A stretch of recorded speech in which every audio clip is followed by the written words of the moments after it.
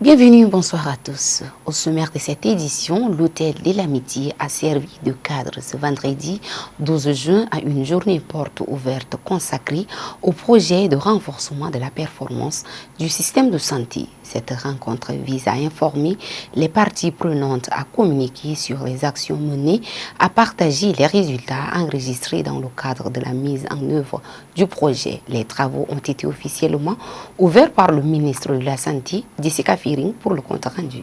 Financé par la Banque mondiale et le Global Financial Facility à hauteur de 2 565 millions de dollars, le projet de renforcement de la performance du système de santé au Tchad a été mis en œuvre durant 5 années dans 12 provinces du pays. Pour les parties prenantes, les résultats obtenus témoignent d'un pari réussi. Ce projet avait pour objectif d'accroître l'utilisation et la qualité des services de santé, avec un accent particulier sur la santé de la reproduction, la santé maternelle, néonatale, infantile et des adolescents, ainsi que sur les services de nutrition. Il vise également à renforcer la capacité de réponse du système de santé face aux situations d'urgence. Selon le coordonnateur du projet, Thierry Maditolum-Koina, cette initiative a contribué à transformer durablement le système de santé dans les zones couvertes grâce à l'amélioration des infrastructures, des équipements et des prestations offertes aux populations. Le représentant de la Banque mondiale au Tchad, Farouk Moula Bana, s'est déclaré satisfait des résultats présentés. Il a réaffirmé l'engagement de son institution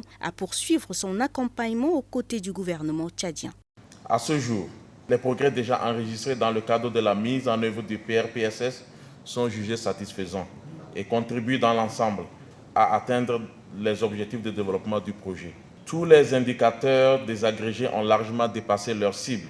La Banque mondiale, à travers ma voix, renouvelle sa disponibilité à accompagner le gouvernement à travers le ministère de la Santé publique et de la Prévention pour faire face aux différents défis de santé auxquels il fait face. Dans son intervention, le ministre de la Santé publique, Dr Abdelmadjid Abderrahim, a rappelé l'importance stratégique de ce projet pour les populations tchadiennes. Il a souligné que cette initiative s'inscrit pleinement dans la vision du chef de l'État visant à améliorer l'accès aux soins de santé de qualité pour tous. Cette rencontre s'inscrit pleinement dans la vision du gouvernement sous l'impulsion éclairée du président de la République qui s'inscrit dans les chantiers 10 qui consistent à moderniser le système de santé. Le projet de renforcement du système de santé est un mécanisme de financement incitatif. Les résultats sont concluants. Et je dirais même que c'est un projet modèle de système de santé du Tchad. Au cours de cette journée porte ouverte, les participants ont suivi plusieurs présentations consacrées aux réalisations, aux résultats obtenus ainsi qu'aux défis qui restent à relever. Ces échanges ont permis à l'assistance de mieux comprendre les impacts du projet. Si les résultats enregistrés suscitent la satisfaction générale, une interrogation demeure. Comment assurer la pérennisation des acquis et étendre cette expérience réussie à l'ensemble des 23 provinces que compte le Tchad? Le Tchad déployera à partir du 20 juin les agents recenseurs sur l'ensemble du territoire pour le 3e recensement général de la population et de l'habitat après validation de la cartographie censitaire et la réalisation d'un recensement pilote dans 13 communes. Conduite par Institut national de la statistique, des études économiques et démographiques avec l'appui de la Banque mondiale et du Fonds des Nations unies pour la population, cette opération vise à fournir des statistiques fiables pour mieux orienter les politiques publiques. Les autorités appellent la population à collaborer en accueillant les agents recenseurs et en fournissant des informations exactes. Le centre de formation professionnelle Aspire forme pour 10 jours les bâtisseurs de la commune du 3e arrondissement au métier de pavage et travaux urbains. Le maire de la dite commune a officiellement ouvert la formation ce 12 juin, Pafing Dioré au maire. La commune du 3e arrondissement entre en phase d'améliorer son cadre de vie. Plus d'une vingtaine de ces jeunes suivent une formation théorique et pratique, technique de fabrication et pose de pavés, s'étendant sur plus d'une semaine, organisée par le centre de formation professionnelle Aspire Réalise. Le directeur du centre, Mohamed Hassan Brahim, assure qu'à l'issue de la formation, ces jeunes poseront ingénieusement les pavés, le technique de compactage, les finitions et l'entretien des ouvrages réalisés. Pour le maire de la commune du 3e arrondissement, Ahmad Goning Tidjani, un pas vient d'être franchi en faveur de la résilience de sa commune.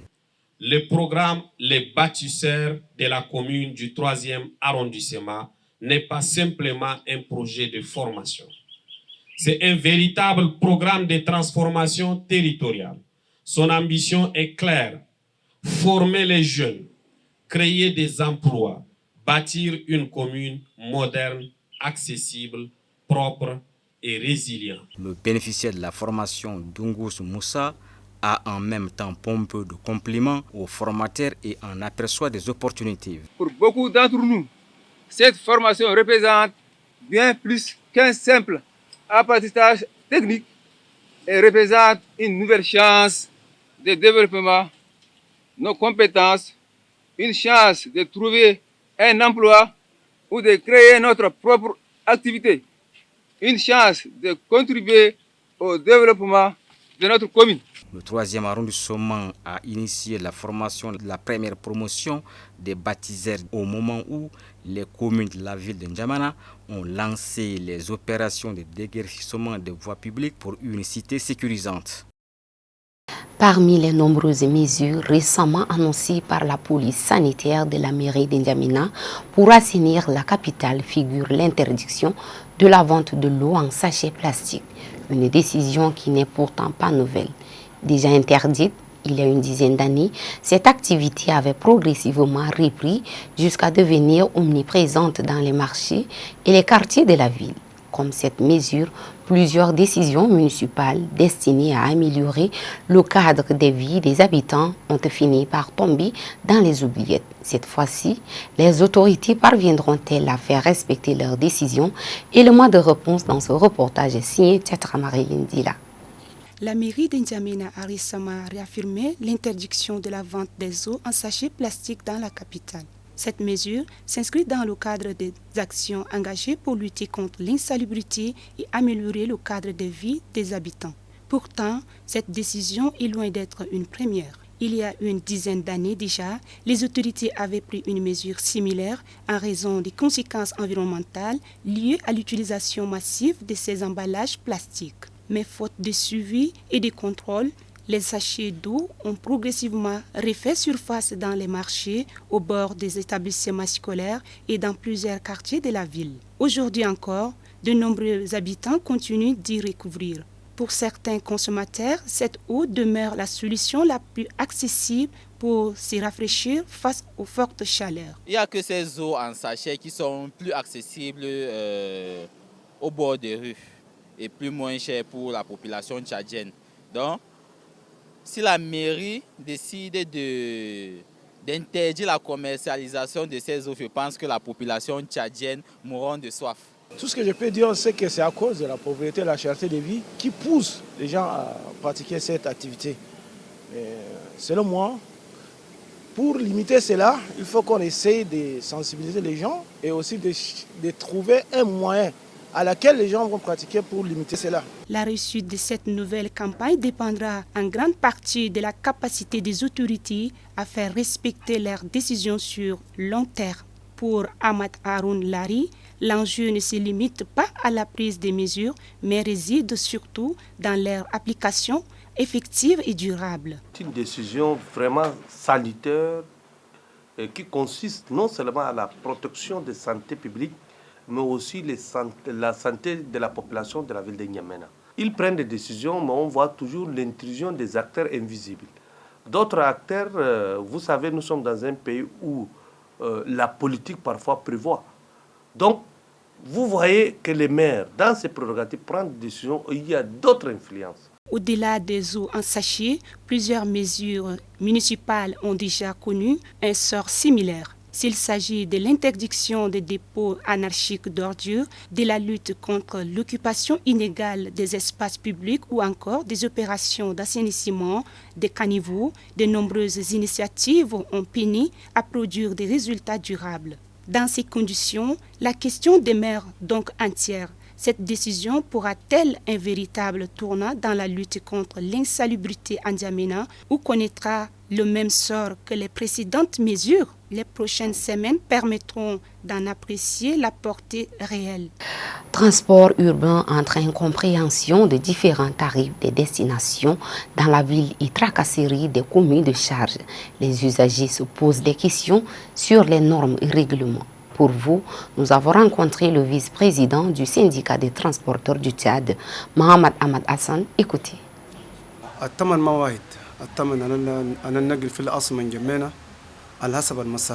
Les prix des transports ne sont pas les mêmes ici en ville. Nous avons fixé les grilles en fonction de la destination.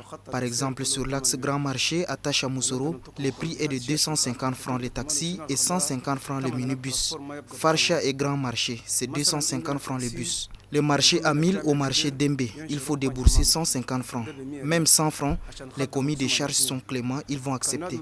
C'est vrai, nous avons eu plusieurs plaintes des usagers concernant le prétendu changement de prix. Moi, je dis que ce n'est pas vrai. Il faut dénoncer tout ce qui se passe. Nous sommes ici dans le bureau. On ne sait pas ce qui se passe dehors. Mais c'est en dénonçant qu'on va trouver des solutions. Pour ceux qui prélèvent plus d'argent, parce que le client leur a donné 500 ou 1000 francs, nous, on n'accepte pas ça. C'est injuste et aussi de l'arnaque. Il faut dénoncer tout ça auprès du syndicat et on prend notre responsabilité. Direction de la province du Guira où le comité de protection de l'enfance a tenu sa réunion mensuelle sous la présidence du délégué provincial de la femme et de la protection de la petite enfance. Plusieurs points ont été abordés. Le compte rendu de Sali Hassan Rama avec le récit de Marouka Sissi. Réunis autour du délégué provincial de la femme et de la protection de la petite enfance, les membres du comité de protection de l'enfance du Guira ont passé en revue les activités réalisées au cours de la période écoulée. Au centre des échanges, le suivi des cas de violence enregistrés dans la province. Selon le bilan présenté, plus de 60 cas de violences conjugales, sexuelles, physiques et morales ont été identifiés et pris en charge. Une performance rendue possible grâce à la collaboration entre les membres du comité ainsi que les autorités administratives et judiciaires. Les participants ont également échangé sur les défis rencontrés dans la protection des enfants et des personnes vulnérables, tout en formulant des pistes de solutions pour renforcer les mécanismes de prévention et de prise en charge. Clôturant les travaux, le délégué provincial Abdelaziz Aladi Damalia s'est félicité des résultats obtenus. Il a salué l'engagement et le professionnalisme des membres du comité, les exhortant à poursuivre leurs efforts en faveur de la protection des droits de l'enfant et du bien-être des populations vulnérables. En Albanie, 12e jour de mobilisation à Tirana contre le projet Trump-Kushner, les États-Unis affirment que le droit d'Ormuz reste ouvert au trafic et enfin la Coupe du Monde 2026 des heures à Mexico en marge du match d'ouverture. C'est le tour de l'actualité internationale avec Djurki Dangrolta Solange.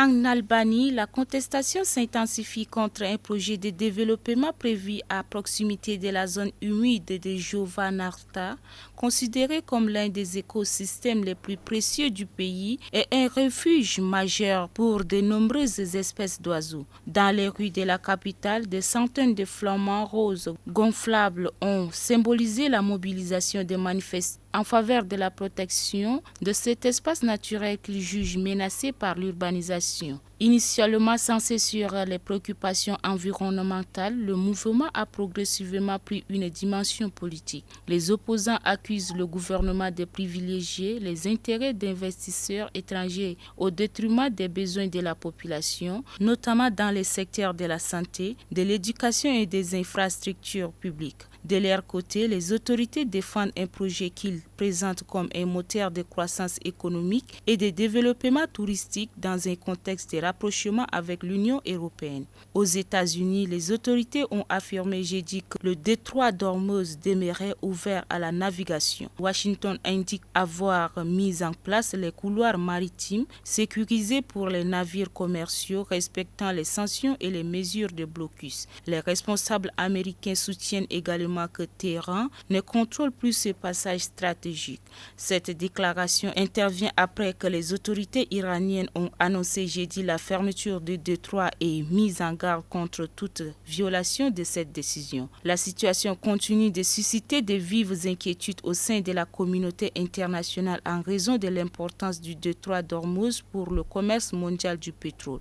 Enfin, au Mexique, des affrontements ont éclaté à proximité du stade quelques heures avant le match d'ouverture opposant le Mexique à l'Afrique du Sud.